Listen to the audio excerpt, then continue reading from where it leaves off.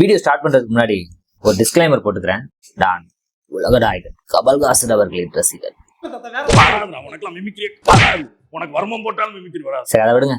இந்த வீடியோல நம்ம எதை பத்தி பேச போறோம் அப்படிங்கறத லாஸ்ட் வீடியோல ஒரு ஹிண்டா கொடுத்திருந்தோம். அதாவது தளபதி விஜய் அவர்களோட லேட்டஸ்ட் ஸ்பீச், அதுல நம்மளோட ஒப்பீனியன் என்ன அப்படிங்கிற பத்தி தான் இந்த வீடியோல நம்ம டீடைல்டா பேச போறோம். நான் உங்கள் அசோக். இது அசோக் டிபேட்ஸ். முடியுமா?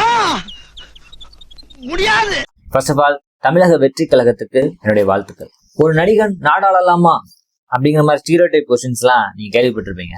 பட் என்ன பொறுத்த வரைக்கும் அரசியல ஜெயிக்க 2 குவாலிட்டி தேவை. அதாவது மக்களின் எண்ணங்களை பிரதிபலிக்கணும், கொஞ்சமாவது அரசியல் புரிதல் வேணும்.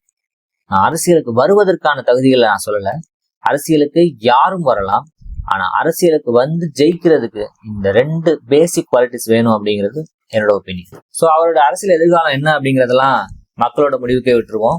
So back to the topic. First, Thalapathy Vijay அப்படி என்னதான் பேசினாரு அப்படிங்கறத ஒரு ரீகேப் போட்டு வரலாம்.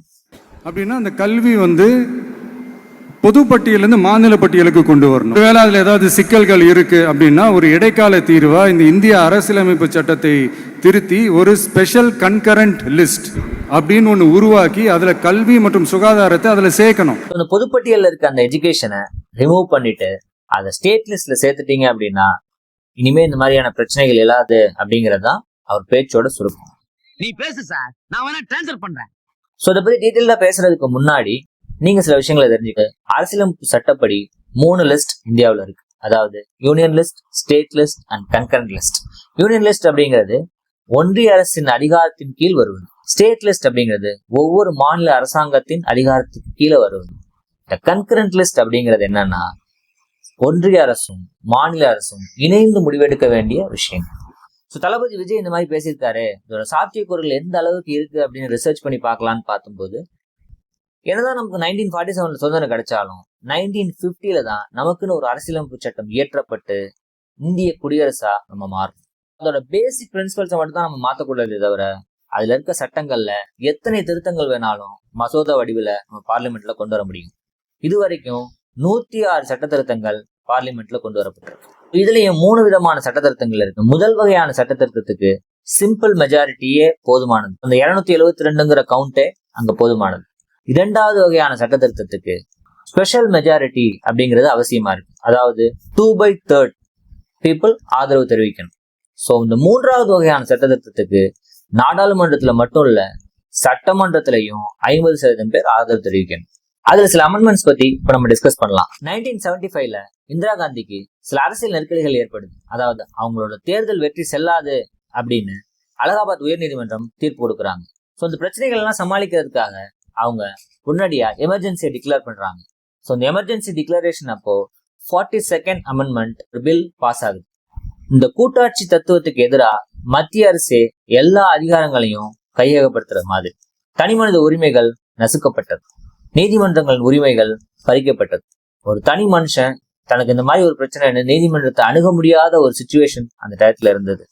குறிப்பா மீடியா சுதந்திரமா செயல்பட முடியாம ஒரு சென்சார்ஷிப்குள்ள அவங்க அடக்கப்பட்டாங்க. இந்த எமர்ஜென்சி 21 மாதங்கள் தொடர்ந்து 1977ல தான் இது ரீவோக் செய்யப்பட்டது.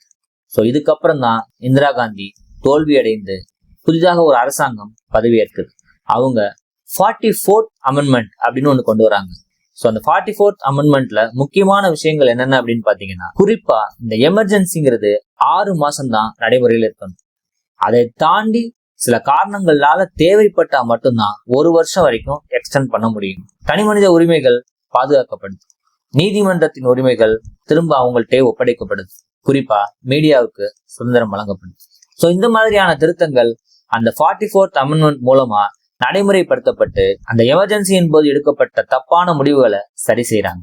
ரீசெண்டா கூட விவசாய சட்ட திருத்தங்கள்லாம் இந்த பிஜேபி அரசாங்கமே கொண்டு வந்தாங்க. அதெல்லாம் திரும்ப பெற்றுக்கிட்டாங்க, அது வேற விஷயம். ஸோ இந்த மாதிரியான ஒரு சட்ட திருத்தத்தை கொண்டு வாங்குறான்னு தளபதி சுத்தி சொல்லியிருக்காரு.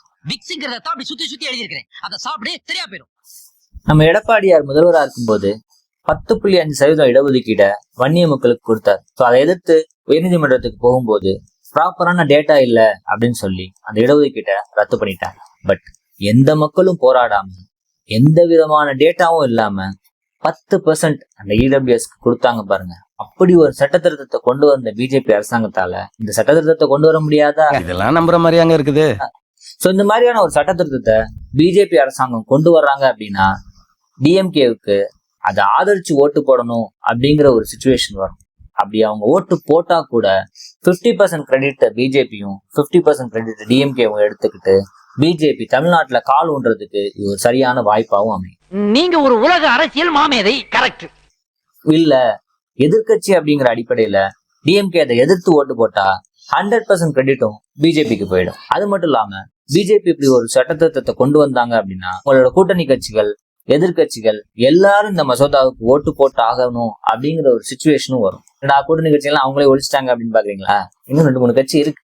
பட் இது வரைக்கும் பிஜேபி பண்ண அந்த எஸ்டிடிக்களையும் நாட்டு நிலவரத்தையும் அடிப்படையா வச்சு பார்க்கும்போது அவங்க இந்த மாதிரி ஒரு சட்ட திருத்தத்தை கொண்டு வருவாங்களா அப்படின்னு பாத்தீங்கன்னா தளபதி விஜய் அதுக்கு பதில் சொல்லியிருப்பாரு. நடக்குமா? உடனே நடக்காதுன்னு எனக்கு தெரியும். அப்படியே நடந்தாலும் அதை நடக்க விட மாட்டாங்கன்னு எனக்கு தெரியும். ஃபர்ஸ்ட் நம்ம தளபதியோட கட்ஸை பாராட்டியே ஆகணும். அது தமிழ்நாட்டுல இருக்க பல கட்சிகள் இன்னும் நீட் விலக்கு அப்படிங்கறத பத்தி பேசிக்கிட்டு இருக்கும்போது அதையெல்லாம் இவர் தாண்டி போய் அந்த பொதுப்பட்டியல இருந்து அந்த எஜுகேஷனே தூக்குங்கடா அப்படின்னு சொல்ற அளவுக்கு போயிருக்காருன்னா நீ ரொம்ப தைரியசாலிப்பா. இதே மாதிரி தளபதி பல விஷயங்களுக்கு குரல் கொடுக்கணும் அப்படின்னு நான் நினைக்கிறேன். இந்த நீட்டுக்கான நிரந்தர தீர்வு என்ன அப்படிங்கறத பத்தி உங்களுக்கு ஒரு ஐடியா கிடைச்சிருக்கும் அப்படின்னு நான் நம்புறேன். இந்த வீடியோ பிடிச்சிருந்தா லைக் பண்ணுங்க. உங்களோட தாட்ஸ் என்ன அப்படிங்கறத கமெண்ட்ல சொல்லுங்க. உங்க ஃப்ரெண்ட்ஸ் அண்ட் ஃபேமிலிக்கு இந்த வீடியோவை ஷேர் பண்ணுங்க. ஃபர்ஸ்ட் நீங்க சப்ஸ்கிரைப் பண்ணிக்கோங்க. இதே மாதிரி ஒரு இன்ட்ரெஸ்டிங்கான கண்டென்ட்டோட அடுத்த வீடியோல உங்களை வந்து சந்திக்கிறேன். Until then, I am your Ashok. இது அசோக் டிபேட்ஸ்.